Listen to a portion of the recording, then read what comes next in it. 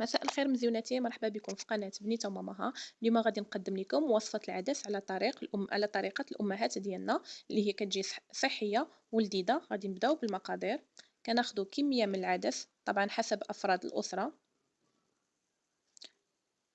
كناخدو بصلة مقطعة قطع صغيرة.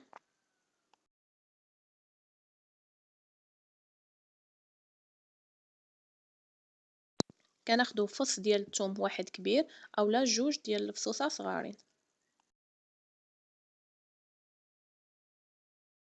حبة واحدة من الطماطم محكوكة. وبالنسبة للتوابل غناخدو الكركم اولا الخرقوم بلدي. كنزيدو الكمون. كنزيدو التحميرة اولا الفلفل الاحمر. ملون غذائي اولا الخرقوم. و3 المعالق كبار ديال زيت المائدة.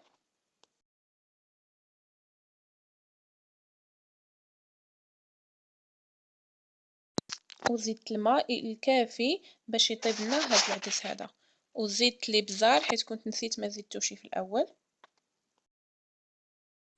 طبعا وكنشدو عليه وكنحطوه فوق النار باش يطيب. اصلا العدس معروف ما كيشبرش بزاف الوقت باش يطيب.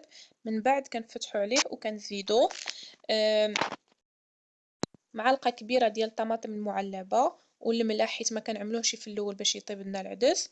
وعملت المعدنوس والقزبر ونص مكعب ديال نسمه ديال الدجاج اولا اي نسمه بغيتو.